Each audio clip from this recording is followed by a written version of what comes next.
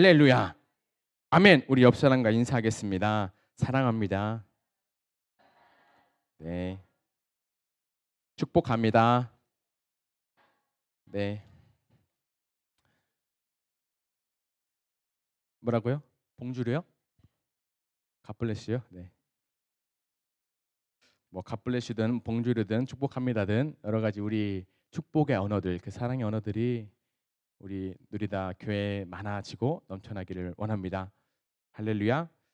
오늘 같이 나누실 말씀은 사무엘하 말씀입니다. 사무엘하 24장 1절부터 25절 말씀.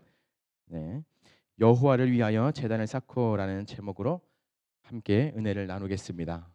제가 한 절, 여러분이 한 절 번갈아 가면서 낭낭하고 또박또박 자신감 있게 봉독하겠습니다. 아시겠죠? 자, 여호와께서 다시 이스라엘을 향하여 진노하사 그들을 치시려고 다윗을 격동시키사 가서 이스라엘과 유다의 인구를 조사하라 하신지라.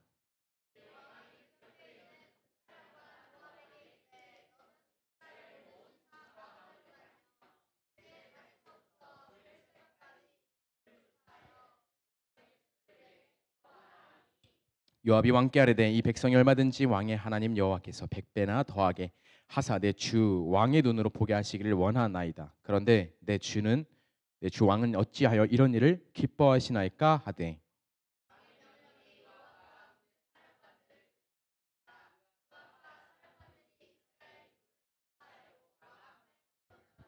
요단을 건너 갓 골짜기 가운데 성읍 아로엘 오른쪽 곧 야셀 맞은 쪽에 이르러 장막을 치고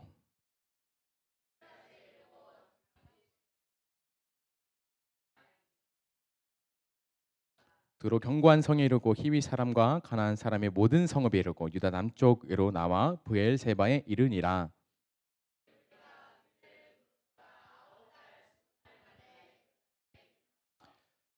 요압이 백성의 수를 왕께 보고하니 곧 이스라엘에서 칼을 빼는 담대한 자가 80만 명이요 유다 사람이 50만 명이더라.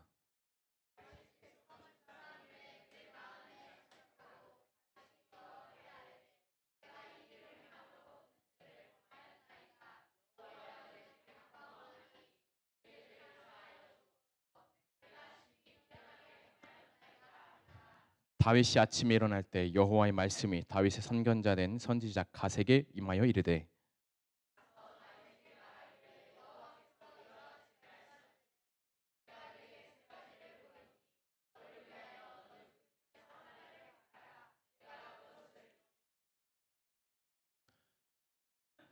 하셨다 하라 하는지라. 네.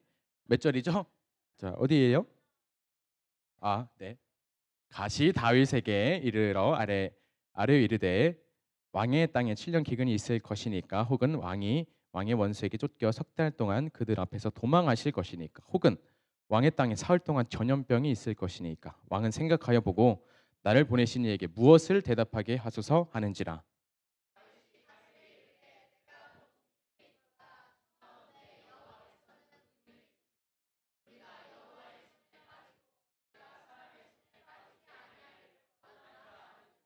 이에 여호와께서 그 아침부터 정하신 때까지 전염병을 이스라엘에게 내리시니 단에서부터 브엘세바까지 백성의 죽은 자가 7만 명이라.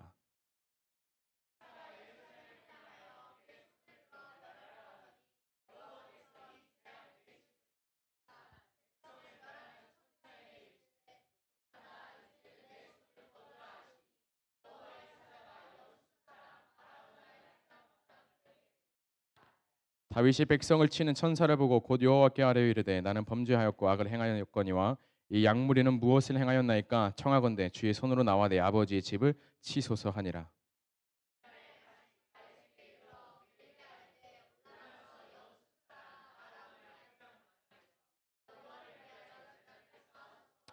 다윗이 여호와께서 명령하신 바 가세 말대로 올라가니라.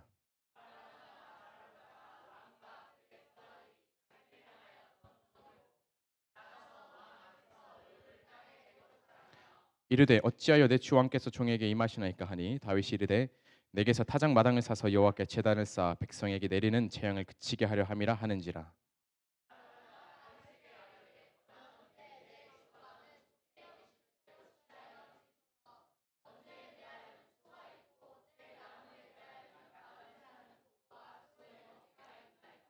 왕이여 아라우나가 이것을 다 왕께 드리나이다 하고 또 왕께 아뢰되 왕의 하나님 여호와께서 왕을 기쁘게 받으시기를 원하나이다.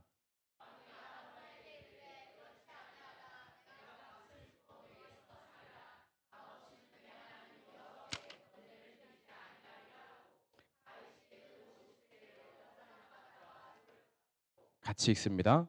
그곳에서 여호와를 위하여 제단을 쌓고 번제와 화목제를 드렸더니 예 여호와께서 그 당일 위하여 기도를 들으심에 이스라엘에게 내리는 재앙이 그쳤더라. 아멘. 오늘 말씀은 사무엘하 24장 마지막 말씀입니다. 지난 우리 주일 답이 벌써 나왔네요. 지난 주일날 우리가 사무엘하 말씀을 같이 묵상하고도 나눴는데요. 오늘 말씀을 통해 우리 누리다교회가 하나님께 어떠한 예배를 드려야 하는지에 대해서 함께 은혜를 나누고자 합니다. 자, 지금까지 옆에서 보신 거는 까먹으신 거예요. 자, 여러분께 퀴즈 하나 드리겠습니다. 우리나라가 5년마다 조사하는 것이 무엇일까요? 정답. 역시 여러분 똑똑하십니다. 자, 주민등록부나 건축물 대장 같은 어떤 행정 자료를 바탕으로 통계를 낸다고 합니다. 그래서 그것을 어떻게 이용하냐? 저출산이나 고령화 같은 사회적으로 대두되는 문제들이 있잖아요. 그런 것들에 대해서 우리가 어떤 해결책을 가지고 나가야 되는지 여러 가지 정책에 대해서 또한 복지에 대해서 이렇게 연구할 때 그런 자료를 쓴다고 합니다.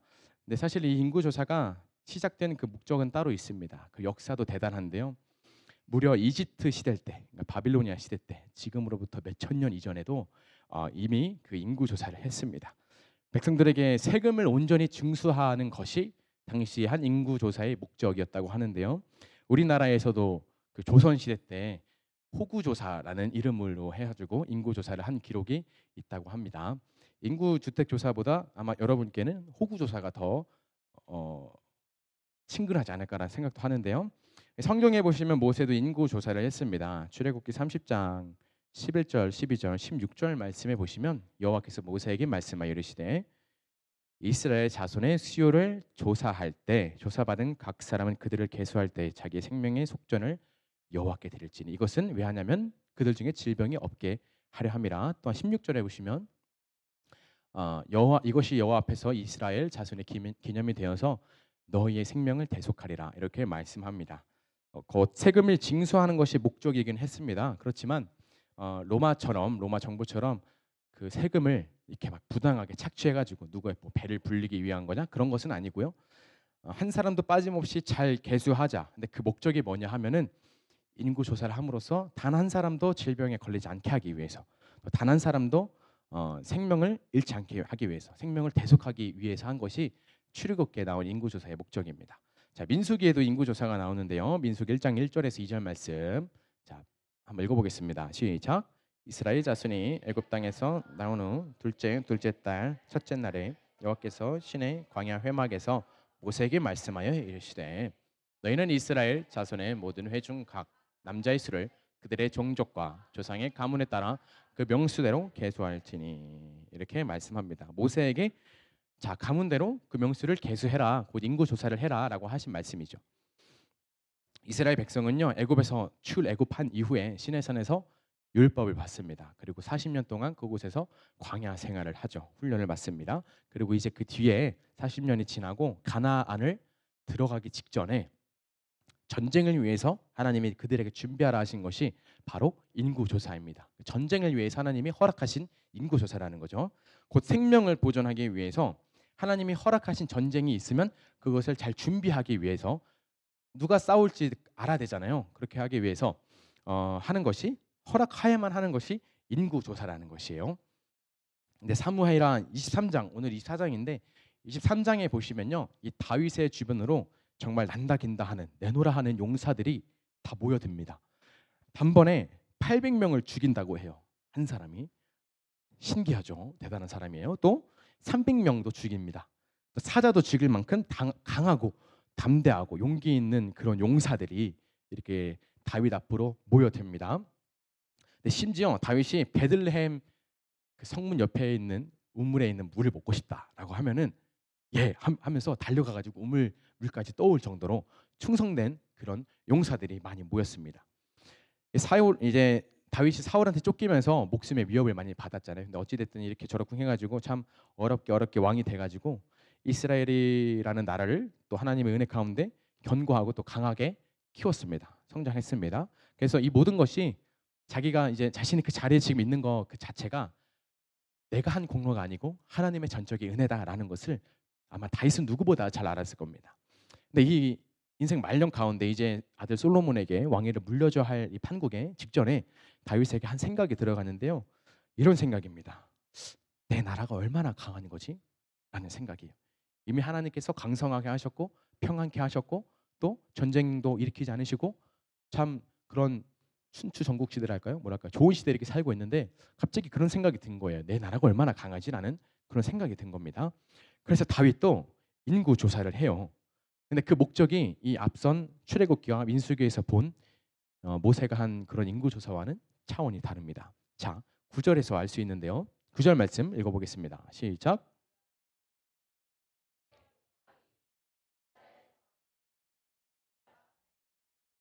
유다 사람이 50만 명이었더라. 자, 이제 이어서 2절 말씀을 보시면요. 이렇게 말씀합니다. 이에 왕이 그 곁에 있는 군사령관 요압에게 이르되 너는 이스라엘 모든 지파 가운데로 다니며 이르되 단에서부터 벌세바까지 인구를 조사하여 백성의 수를 내게 보고하라라고 이렇게 말합니다. 근데 여기서 백성의 수를 내게 보고하라라고 하는 이 이렇게 개역 개정에 번역이 됐지만요. 이 영어 성경을 보면 이렇게 말합니다. So that 자, 왜 하냐 하면은 I may know 알고 싶다. How many 되어라.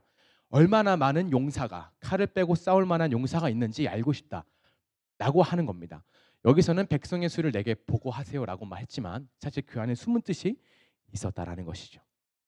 당장 지금 싸울 수 있는 용사가 몇 명이나 되냐. 자신 앞에 수많은 그렇게 800명을 죽이고 300명 죽이고 그런 용사가 있으면 만족해야 되는 거 아닌가요? 그렇지만 다윗은 당장 싸울 수 있는 사람 몇 명이나 있냐 이것을 파악하기 위해서 한 것이 바로 다윗의 인구 조사라는 것입니다. 생명을 보존하기 위해 대속하기 위해서 또 질병에 걸리지 않게 하기 위해서 또한 하나님이 허락하신 전쟁을 준비하기 위해서 하는 것이 아니라 그냥 궁금한 거예요. 내 나라가 얼마나 강력한 나라가 됐는지. 그래서 이렇게 백성의 수를 내게 보고하라 이렇게 말합니다. 자, 하나님도 1절에서 다윗이 인구 조사를 하도록 하셨습니다. 허락하셨습니다. 그런데 이스라엘과 유다의 인구만 조사해라라고 말씀하셨지 싸울 수 있는 군사가 몇이나 되냐라고 말씀하시지 않았다는 것입니다. 물론 이스라엘이 지금 침략을 받아가지고 당장 싸움터에 나가야 되는 상황이라든지 아니면 누가 쳐들어온다든지 뭐 이런 상황이면은 물론 준비를 해야겠죠. 그렇지만 이스라엘은 아까 말씀드렸다시피 어떠한 전쟁의 소식도 없는 평안한 시대였기 때문입니다. 그 와중에 이 파이팅맨이라고 했어요. 파이팅맨이 몇 명이냐라고 이렇게 하거든요. 파이팅, 싸울 사람이 얼마나 많은지 보고하라라고 하는 것으로 보아서는 분명히 하나님의 인도하신 것과 다른 생각을 가지고 이 인구 조사를 했다라는 것을 우리는 알 수 있습니다. 저와 여러분이 세상 가운데 많은 일을 계획하시고 또 생각하십니다. 그런데 중요한 것은 마음의 동기를 먼저 살펴보기를 소망합니다. 어떤 일을 계획하고 하려고 할 때 내가 이 일을 왜 하려는 것인가, 무엇을 이루기 위해 나는 이 고민을 하고 있는 것인가라는 것을 먼저 돌아보는 저와 여러분 되기를 소망합니다. 만약에 그것이 불법을 저지르는 것이라면 애초에 내가 이것을 왜 하는 것이라는 그런 생각조차 할 필요가 없겠죠. 그렇지만 내가 성경에 금하지 않은 것, 하지 말라라고 하지 말라라고 뭐죠? 하지 말라라고 한 것에서 그 테두리 안에서 범주 안에서 내가 무언가를 하기를 원할 때 내가 이 일을 왜 하려는 것인가, 무엇을 이루기 위해서 하는 것인가라는 동기, 그 목적을 스스로에게 물어봐야 된다는 것입니다. 예를 들면 이런 것이 있죠. 내가 지금 술을 마시러 가요. 신나고 즐겁게 오늘 무슨 안주를 먹을까 하면서 막 가는데 생각해 보는 겁니다. 내가 지금 거기에 왜 가는 것인가? 성경에서 술 먹지 말라고 했나요? 취하지 말라고 했습니다. 술 취하지 말라고 했지 술 먹지 말라고 했으니까 이 밤을 즐기러 가야지. 이렇게 교모하게 하나님의 말씀을 이용하는 분이 없으신 줄 믿습니다. 아멘. 아멘. 예전에 신혼교회는 있었대요. 근데 지금은 없는 줄 믿습니다. 자, 내가 담배 값에서 담배를 꺼내서 라이터를 붙이려고 할 때 생각해 보는 겁니다. 내가 담배를 왜 피려고 하는 거지? 내가 무엇 때문에 이 폐도 망가지고 온몸이 망가지는 담배를 왜 피우려고 하는 거지? 라는 그런 간단한 생각, 누구나 할 수 있는 생각 아닌가요? 그런 작은 것에서부터 우리가 마음의 동기가 어디에 있는지 살펴보기를 원합니다. 교회에서도 마찬가지예요. 나는 이 봉사를 왜 하는 것인가? 나는 이 예배를 왜 드리는 것인가? 나는 왜 기도를 하는 것인가? 정말 당연하죠. 하나님의 뜻을 구하기 위한 것 아닙니까? 라고 이렇게 하실 수 있지만 내 자신 가운데 정말 솔직하게 물어보라는 것입니다. 그런데요, 이런 마음의 동기를 살피지 않는 사람에게 나타나는 몇 가지 특징이 있는데 오늘 본문에서 살펴볼 수 있습니다. 첫 번째는 목표한 것을 이루기까지 시간이 정말 많이 걸립니다. 왜냐하면 체계적이지 않기 때문이에요. 자, 지금처럼 이 당시에 지금 다윗이 인구조사를 하고 있는데 뭐 지금처럼 이 컴퓨터가 잘 돼 있어가지고 타타닥 하면은 이렇게 나오고 그런 시대가 아니잖아요. 그래서 이런 질문을 하실 수도 있습니다. 뭐 당연히 그 아무리 강원도 정도 되는 땅이라고 해도 그 많은 사람을 조사하려면 시간이 당연히 오래 걸리는 것 아닙니까? 라고 하실 수 있는데요. 자, 모세가 한 인구조사 있잖아요. 그것은 얼마나 걸렸을까요? 한 달도 걸리지 않았습니다. 그렇게 그러니까 인구조사라는 것이 당시라고 해도 막 뭐 10개월 지금 보면 1년, 2년 걸릴 게 아니라는 거죠. 왜냐하면은 모세는 체계적으로 인구조사를 했기 때문입니다. 지파별로 리더를 세워가지고 인구조사를 해라. 그래서 그것을 보고만 받았을 뿐이에요. 일종의 업무 분장을 잘 했기 때문에 수월하게 했습니다. 근데 그렇지만 오늘 본문에서 알 수 있듯이 다윗의 인구조사는 얼마나 걸렸냐 하면은 자, 맞히시는 분께 제가 사탕 하나 드리겠습니다. 사탕이 보여가지고 맞히시는 분. 9달 20에 자 아버지니까 특별히 2개 드리겠습니다. 자 박수. 자 역시 안수 집사님 멋지십니다. 자 절대 짠 거 아닙니다. 자 보세요. 다윗이 인구조사에 걸린 기간이 9개월 20일. 모세가 한 인구조사는 한 달이 채 걸리지 않았습니다. 대충 계산해봐도 10배의 시간이 더 걸린 셈입니다. 우리가 삶을 살아가면서 저 물론 정말 짧은 인생을 살았지만 내 계획과 예상대로 풀리지 않을 때가 너무나 많습니다. 여러분이 계획하신 대로 싹싹 풀려 가시나요? 아니신가요? 그렇게 되기를 원합니다. 아멘. 그렇지만 사실 그렇지 않을 때가 더 많습니다. 그래서 물론 그런 과정이 또 그렇게 하면서 고민하고 더 기도로 간구하고 하지만 그래서 더 좋은 것을 예비케 하신 것을 알게 하시기 위함도 있지만 그 가운데 우리가 우리 동기에 물어볼 것은 과연 나는 하나님을 신뢰하고 있는가? 내 마음에 이루고자 하는 동기가 무엇인가 생각해 볼 필요가 있다는 것입니다. 할렐루야. 기침을 갑자기 기침이 나. 네. 자, 두 번째. 자, 첫 번째는 뭐였어요? 목표한 것을 이루기까지 시간이 많이 걸린다. 자, 두 번째는 다른 사람의 말을 도통 듣지 않습니다. 여러분 연애해 보셨나요? 연애 안 하시고 조선시대 마냥 이렇게 너 그냥 결혼해라 이렇게 하셨나요? 아니시죠. 다들 연애를 해보셨을 건데요. 자, 우리가 연애를 하다가요. 고민이 생겨요. 이럴 때는 어떻게 해야 될까? 저렇게는 어떻게 해야 될까? 이렇게 고민이 생깁니다. 그러면서 이제 주변에 연애 고수가 있잖아요. 친구들이 많이 있지 않습니까? 그 친구들한테 가서 밥 한 끼 사주면서 물어봅니다. 내가 지금 이런 저런 상황인데 어떻게 해야 되느냐? 뭐 헤어져야 되냐? 쉽게 말해서 어떻게 해야 되냐? 이렇게 물어봅니다. 그래서 그런 고민을 듣는 친구가 아주 잘 듣고 이렇게 정성스럽게 이럴 땐 저렇게 저럴 땐 이렇게 해야 돼라고 하는 것이 이렇게 하는 것이 어떨까라고 이렇게 말해요. 근데 그 말을 들을 때는 고개 끄덕끄덕하면서 그게 맞구나라고 하면서 이제 헤어집니다. 근데 이제 막상 내 연애 상대 만났을 때는 그렇게 하지 않습니다. 왠지 아세요? 이미 내 마음의 결정을 내린 상태이기 때문입니다. 그런 경험 없으신가요? 있으세요? 연애를 잘 안 해보셔서 잘 모르시는 것 같은데 어쨌든 그런 적이 네? 몰라요. 네. 어쨌든 간에 그렇다는 겁니다. 내가 어떻게 하는 것이 내 마음이 더 편한지 이미 알고 있기 때문이에요. 오늘 본문에 보면 다윗도 그렇습니다. 그렇게 믿음이 없던 요압까지 막 다윗을 뜯어 말립니다. 왕이시여 지금 이건 좀 아니지 않습니까? 하나님이 어떻게 다 복 주셔서 알아서 하실 건데 왜 그렇게까지 고생하십니까? 라고 하는데요. 다윗은 전혀 들리지 않습니다. 4절에 보시면요. 이렇게 말씀합니다. 왕의 명령이 요압과 군대 사령관들을 어떻게 했다고요? 재촉한지라. 재촉했다는 것은 권위로 압도했다는 것입니다. 압력을 넣었다는 거죠. 왕이 명령하는데 어떻게 하겠습니까? 감히 대드냐 하면서 막 하는데 어떻게 하겠어요? 뭐 조사하러 가야겠죠. 자, 우리 누리다 교회는 듣는 귀가 있기를 소망합니다. 주변 분들이 해주시는 권면들이 분명히 있습니다. 뭐 저 사람이 뭘 알아? 저 사람이 뭘 뭐 해봤어? 뭐 경험이나 있어? 라고 생각하지 마시고요.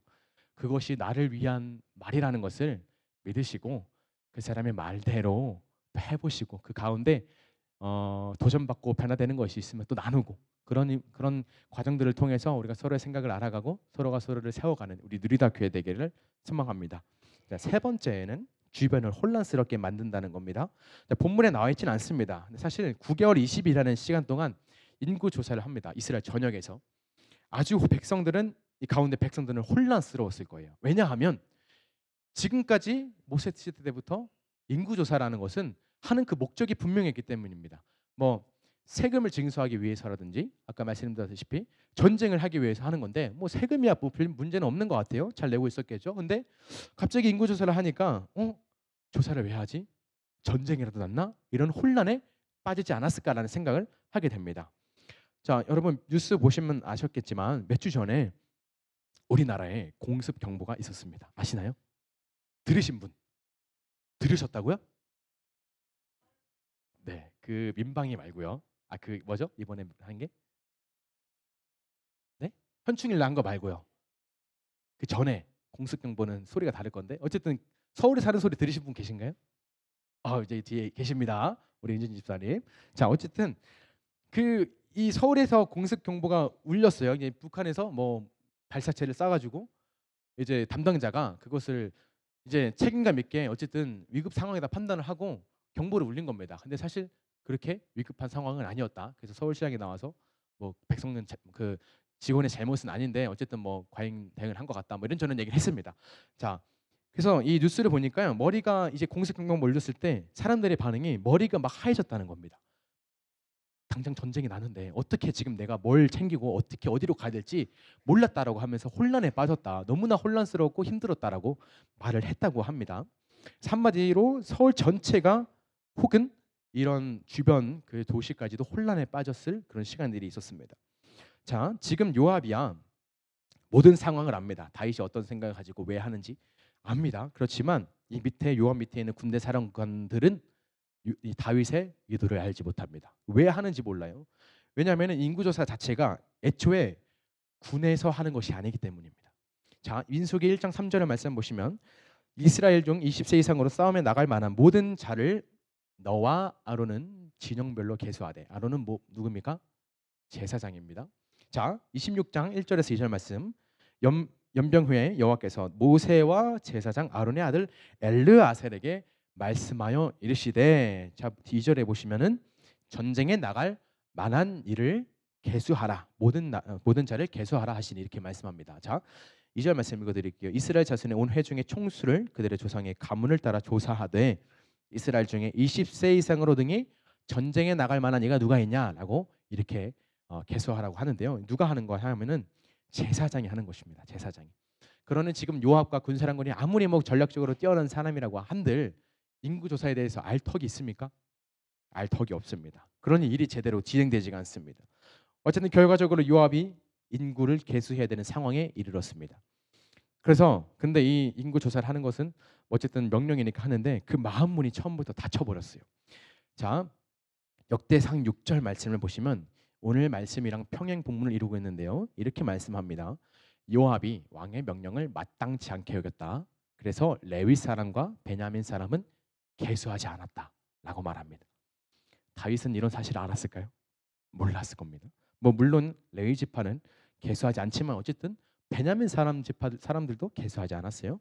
그래서 요압은 요압대로 고생 다 해야 되고 다윗은 다윗대로 제대로 된 보고를 받지 못하는 상황, 전혀 의미 없는 시간이 지금 흘러가고 있다는 것입니다. 어쨌든 간에 요압은 결국 이제 발에 땀이 나도록 피가 나도록 무릎이 다 잡혀가면서 이스라엘 전국을 돌아다니면서 인구 조사를 했습니다. 그리고 전쟁을 할 수 있는 용사가 몇 명입니다 라고 잘 보고를 했습니다. 이제 다윗은 자기가 원하고자 이루고자 한 목적을 잘 이룬 것입니다. 그런데 그렇게 인구조사가 끝난 이후에 갑자기 다윗이 이렇게 말합니다. 이렇게 고백합니다. 10절에 보시면 내가 이 일을 행함으로 큰 죄를 범하였나이다 라고 갑자기 뭐 머리라도 한 대 탁 맞은 마냥 이런 그의 고백을 합니다. 물론 사실 이 다윗이 애초에 인구조사를 하게 된 결정적인 원인이 1절에서 볼 수 있듯이 하나님이 그 마음을 격통케 하신 것입니다. 또 역대상 21장 1절에 보시면 이렇게 말씀합니다. 사탄이 일어나 이스라엘을 대적하고 다윗을 충동하여 이스라엘을 계수하게 하니라. 이렇게 말합니다. 그렇지만 이 다윗의 애초에 뭐 마음의 계획에도 없던 인구 조사를 사단이 강제로 하게 한 거냐? 그것은 아닙니다. 하나님이 허락하지 않으시면은 아무리 사단이라고 하더라도 저와 여러분의 털끝 하나 건드릴 수 있는 권한이 없는 줄 믿습니다. 아멘. 그렇다면 하나님은 우리를 보호해 주셔야지. 왜 고난 가운데 내버려 두십니까? 왜 방해하십니까? 하나님이 주시는 이 훈련도 힘든데 버거운데 아니, 더군다나 사단까지 이렇게 저를 목사에게 구면은 되는 겁니까? 라고 생각할 수 있는데요. 그렇기 때문에 더더욱 우리가 무슨 일을 하든지 간에 마음의 동기와 목적이 어디 있는가를 점검하는 것이 중요하다는 것입니다. 자, 좋지 않은 결과가 났습니다. 이것이 무조건 사단이 주는 생각으로 인한 결과라는 것이 결과가 아니라는 거예요.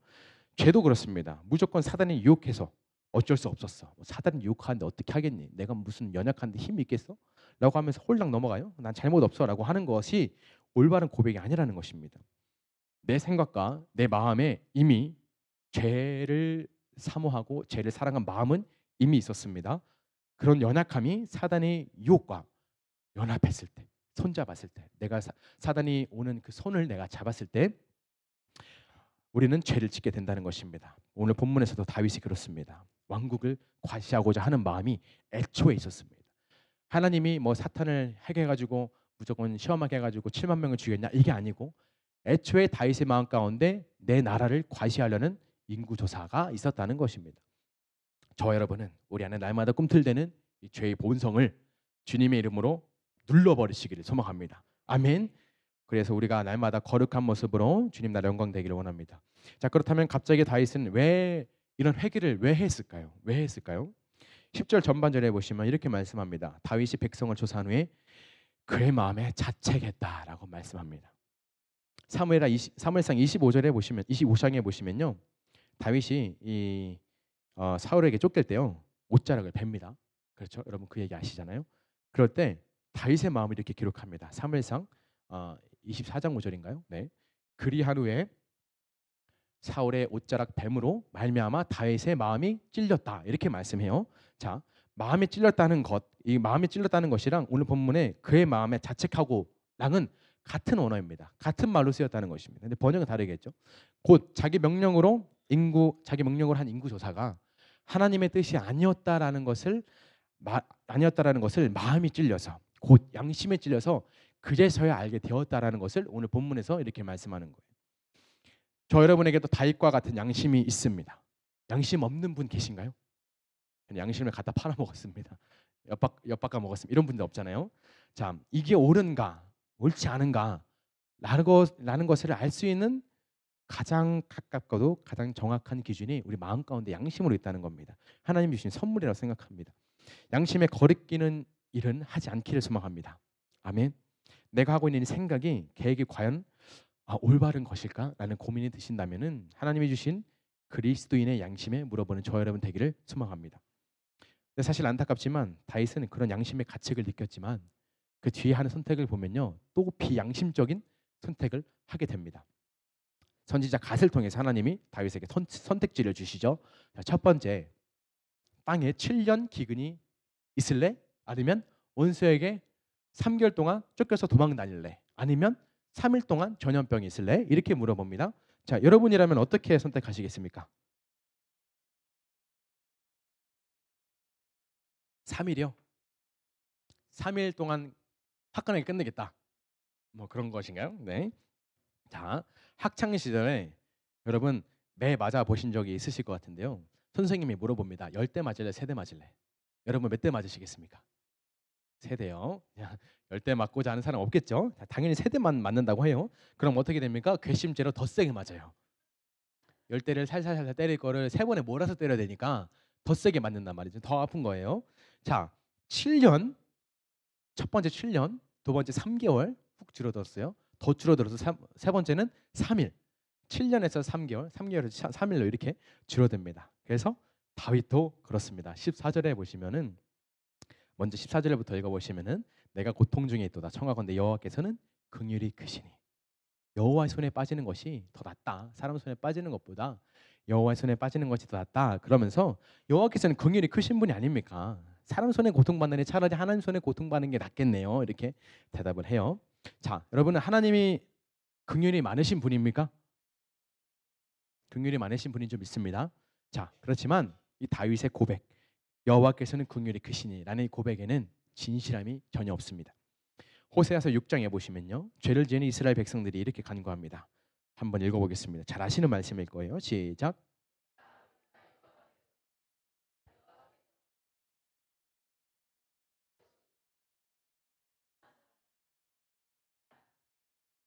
이틀 후에 우리를 살리시며 셋째 날에 우리를 일으키시니 우리가 그의 앞에서 살리라.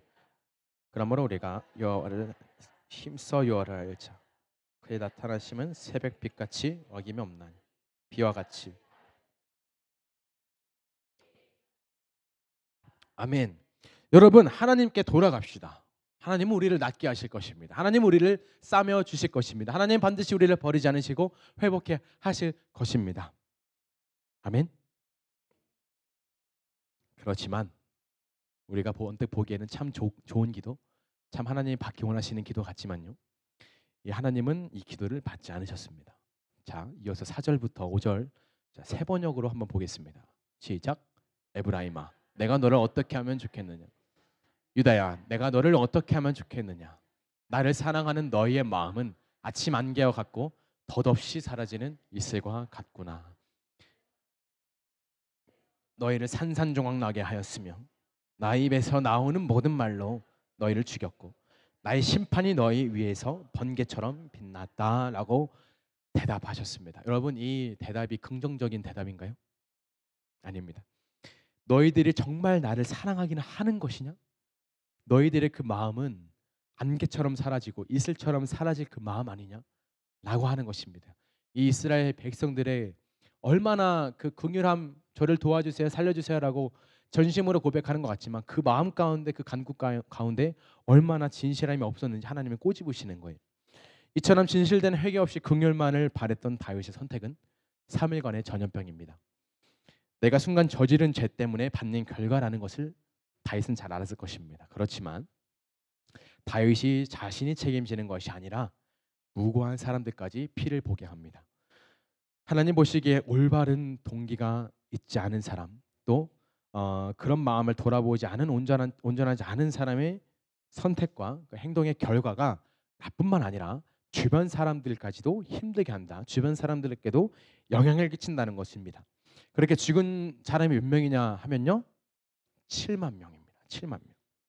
하나님이 아닌 사람을 의지했던, 또 진정한 회개 없이 긍휼만을 바랬던 다윗으로 인해서 무려 7만 명이 죽음을 당했습니다. 그리고 천사의 팔이 예루살렘에 향했을 때, 예루살렘을 치시려고 천사의 팔이 예루살렘 하늘에 있을 때, 그것을 보고 이제 다윗은 정말 진실된 기도를 합니다. 그래서 다윗 선지자 갓이 다시 한번 말합니다. 이제 18절에 보시면 아라우나의 타작 마당에서 여호와를 위한 제단을 쌓으십시오라고 말합니다. 그렇게 번제와 화목제가 드려진 날 드디어 이스라엘 향한 그 진노가 멈췄다라고 오늘 마지막에서 말씀합니다. 자, 오늘 본문에 보시면요, 다윗은 자기 욕심에 이끌려서 인구 조사를 했습니다. 주변 사람들이 말려도 막무가내였고요, 무엇에 홀리기라도 한 듯 마냥 막 그렇게 나아갔어요. 그렇게 지혜롭고 전략적이었던 다윗이 이 인생 노년에 막무가내의 모습을 보입니다. 그런 다윗과 하나님이 회복하기 원하셨던 것은 바로 하나님과의 관계였습니다. 사무엘하 6장에 보시면요, 다윗이 언약궤를 모셔왔을 때 번제와 화목제를 드렸다라고 이렇게 말씀합니다. 옷이 벗겨질 정도로 하나님을 찬양했습니다. 너무나 기뻤습니다. 내가 이 귀한 하나님의 언약궤를 우리 성 안에 모셔둔다니 하면서 너무나 감격스럽고 너무나 행복했고 너무나 기뻐서 춤을 추면서 막 사람들에게 양식을 막 나눠주고 막 완전 잔치가 일어나는 겁니다. 자, 그렇게 함으로써 그 사이에 이스라엘도 하나님의 은혜 가운데 강대국으로 성장할 수 있었습니다. 근데 오늘 본문에서 드린 번제와 화목제는요, 이 다윗의 성으로 언약궤를 가지고 온 이후에 처음으로 드려지는 번제와 화목제입니다. 그 기간이 얼마나 하면요, 적어도 20년에서 30년이라는 시간이 존재합니다. 물론 다윗도 나라가 평안을 되찾았을 때 하나님을 찬양했습니다. 22장에 보시면 하나님이 나의 피난처이십니다. 하나님이 나의 방패이십니다. 하나님은 나를 구원하십니다라고 정말 진실되게 고백을 했습니다. 찬양도 했습니다. 그렇지만 하나님 앞에 정말 자복하며 나아가는 예배에는 소홀했다는 것입니다. 물론 밧세바 이후에 그 사건 이후에 어쨌든 다윗이 그렇게 해서 심판을 받았지만 나라에 많은 혼란이 있었습니다. 압살롬이 반역을 일으켜가지고 피신도 가야 됐고요. 세바가 반란을 일으키고 막 여러 가지 막 저주도 하고 막 이 나라의 정세가 너무나 어지럽고 혼란스러웠다는 것은 분명합니다. 그래서 뭐 이런저런 상황을 10분 이해하면은 그래 뭐 제사 못 드리는 상황이 뭐 있었겠지라고 생각할 수도 있습니다. 그렇지만 하나님은 무엇보다 다윗이 그 언약궤를 가지고 왔을 때 정말 전심을 다해 드렸던 그 예배, 그 제사를 하나님은 기다리셨다는 것입니다.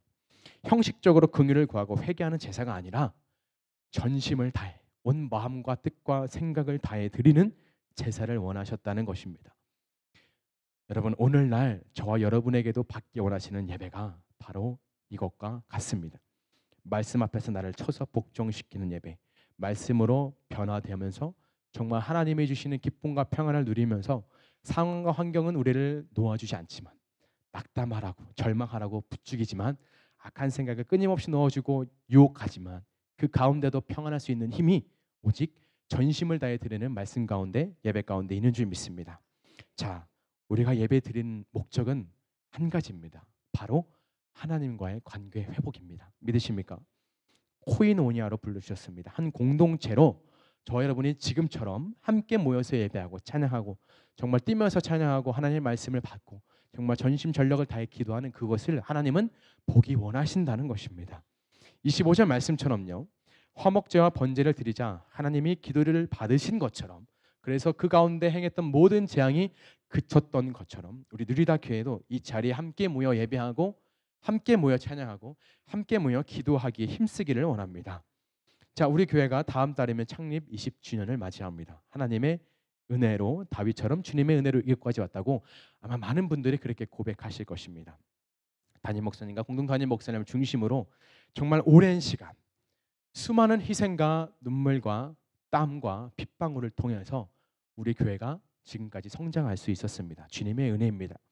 하나님의 눈동자가 떠나지 않은 교회임이 분명합니다. 바로 이럴 때 점검해야 될 것이 우리의 동기입니다. 더 성장하고 성숙한 교회가 되기 위해서는 우리가 이제 앞으로 이 교회에서 무엇을 하든지 간에 가장 중요한 것은 마음의 동기. 내가 이 봉사를 왜 하는 것인가? 내가 이 예배를 왜 드리는 것인가? 내가 이 기도를 왜 하는 것인가? 정말 간단한 질문이지만 우리 가운데는 어쩌면 부재했던 그런 질문. 그렇지만 가장 기본적인 그런 질문들이 우리만 가운데 있기를 소망합니다. 자, 7월 3일부터 7월 5일까지 우리 교회에 월화수 동안 20주년 부흥 집회가 예정되어 있습니다. 어떤 목사님이 오시죠? 이원봉 목사님. 자, 집회를 준비하는 기도가 언제 있습니까? 7월 1일까지 있습니다. 열흘 기도회. 100일 기도회도 아니고 열흘 기도회. 자, 목사님이 그러셨어요. 많이 봐주신 거라고. 이해하셨나요? 목사님 마음 같으시면 지금부터 당장이라도 준비 기도를 하고 싶으시지만 여러분을 10분 배려하여서 딱 10일만 집중해서 기도하고 하나님 앞에 전심전력을 다해 나가자. 하나님이 오실 그 길을 우리가 마음과 뜻을 다해 예비하자라는 그런 기도회가 23일부터 7월 2일까지 예정되어 있습니다. 하나님께 우리 마음의 최대한을 드릴 수 있는 시간, 하나님과의 관계가 올바르게 회복되고 정립되고 다시 세워지는 그런 기도회가 또한 그런 부흥 집회가 되기를 소망합니다. 여러분 함께 믿음으로 또한 순종하는 마음으로 그 자리에 동참하시기를 소망합니다. 아멘. 찬양 한 곡 해도 될까요? 네, 시간이 꽤 갔는데 우리 그래도 네.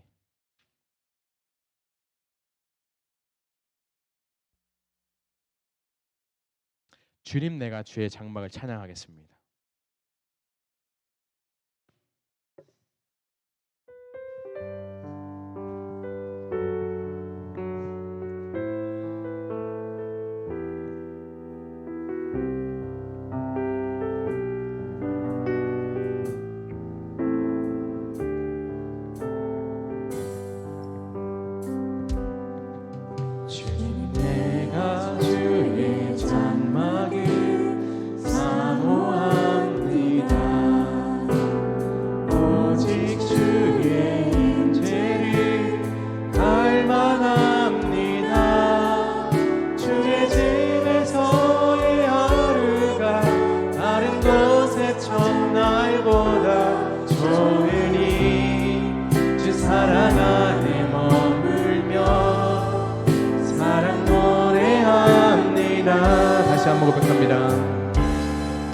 주님 내가 주의 장막이 사모합니다. 오직 주의 임재를 갈망합니다. 주의 집에서의 하루가 다른 곳의 첫날보다 좋으니 주 사랑 안에 머물며 사랑 노래합니다. 나의 평생에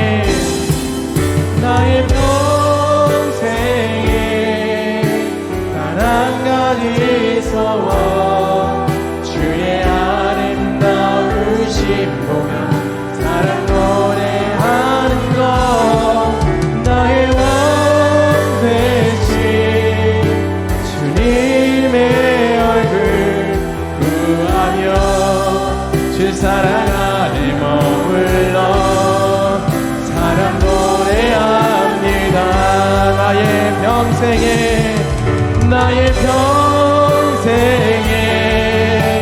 단 한 가지 소원 주의 아름다우심 보며 사랑 노래하는 것 나의 왕 되신 주님의 얼굴 구하며 주 사랑 안에 머물러 사랑 노래합니다.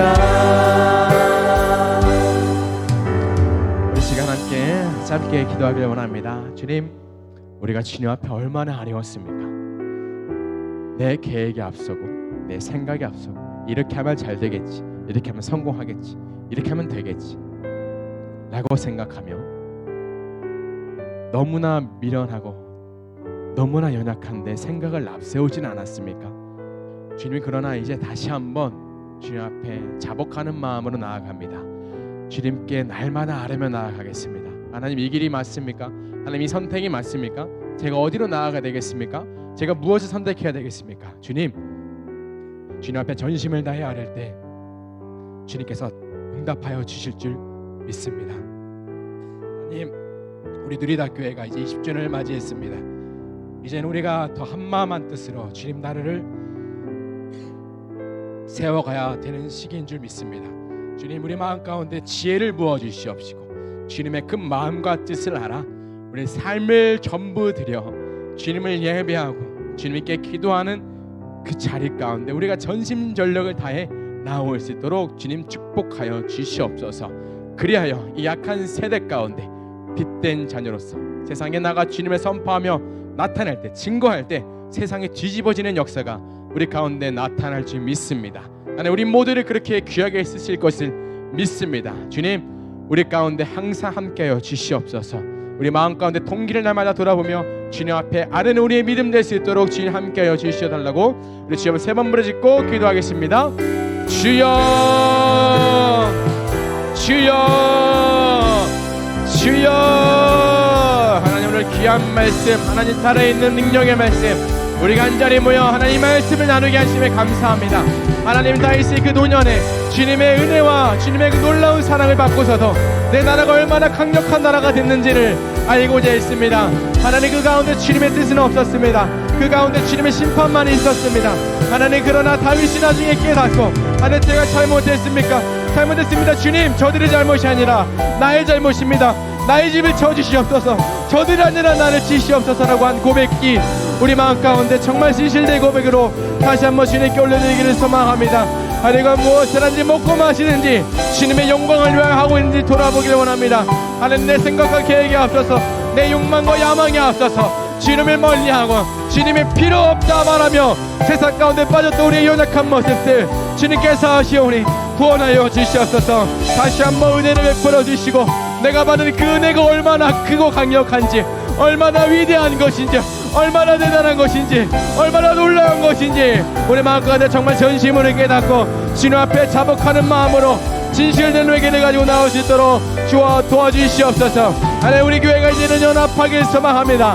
하나로 뭉쳐있기를 원합니다. 하나님의 세상 가운데 먹히지 않고 그들 가운데 따라가는 것이 아니라 하나님 우리 마음 가운데 정말 지켜주신 하나님의 말씀을 가지고 천국 소망을 가지고 담대히 나아가겠습니다. 주님 함께 해주시옵시고 우리의 모든 발걸음 가운데 주님 앞서가시고 주님께서 없이 앞서가신 그 걸음을 날마다 기쁨으로 순종으로 나아갈 수 있도록 주님 함께 하여 주시옵소서. 우리 가운데 아픈 자 있습니다. 질병으로 인해서 여러 가지로 환경과 문제로 인해 고통받고 오박하고 절망하고 낙담한 자 있습니다. 하나님 그런 자 가운데 찾아가 주시옵시고 내 사랑하는 딸아 내 사랑하는 아들아가 말씀하시며 위로하여 주시고 하나님 일어나 걸으라 말씀하셨사오니 하나님 다시 한번 믿음의 용사답게 일어나 나갈 수 있도록 주여 도와주시옵소서. 하나님 기아다니 목사님 오늘의 목사님 축복하여 주시옵시고 열강 강건함도 하여 주시옵시고 선포되는 모든 말씀들 가운데 권위가 있게 하시고 권세가 있게 하시고 그대로 이루어지면 우리 모두가 묵도하며 나아갈 수 있도록 주여 도와주시옵소서. 오직 주님 홀로 영광 받아 주시옵시고 축복하여 주시는 줄 믿습니다. 함께 하실 살아계신 예수님의 이름으로 기도합니다. 하나님 감사합니다. 이 시간 주님 앞에 전심을 다해 우리가 부르짖었습니다. 주님 우리의 기도를 받으신 줄 믿습니다. 또한 그대로 이루어 나가실 줄 믿습니다. 하나님 우리가 주께서 이루실 그 영광 가운데 우리 모두가 겸손한 마음으로 준비된 자로서 쓰임 받기를 소망합니다. 이제는 모든 십자가의 고난이 끝난 줄 믿습니다. 이제 누리다 교회 20주년을 맞이한 그 시점부터 이것이 분기점이 돼서 전환점이 되어져서 지금껏 받지 못한 그 은혜와 지금껏 받지 못한 누리지 못했던 축복이 우리 누리다 교회에 넘쳐나고 충만하게 될 줄 믿습니다. 하나님 우리가 그럴 때일수록 우리 마음의 동기를 날마다 살피며 하나님 우리가 예배의 자리 가운데 그 기도의 자리 가운데 은혜의 자리 가운데 사모하며 갈급하며 나아올 수 있도록 주님 함께하여 주시옵소서. 이곳에 모인 주님의 거룩한 모든 백성들을 축복하실 줄 믿사오며 살아계신 예수님의 이름으로 기도합니다. 아멘. 우리 함께 주기도문 하심으로 마치겠습니다. 하늘에 계신 우리 아버지여 이름이 거룩히 여김을 받으시오며 나라의 임하옵시며 뜻이 하늘에서 이루어진 것 같이 땅에서도 이루어지이다. 오늘날 우리에게 일용할 양식을 주옵시고 우리가 우리에게 죄 지는 자를 사하여 준 것 같이 우리의 죄를 사하여 주옵시고 우리를 시험에 들게 하지 마옵시며 다만 악에서 구하옵소서. 나라와 권세와 영광이 아버지께 영원히 있사옵나이다. 아멘. 우리 예배를 받으신 하나님께 영광의 박수 올려드리겠습니다.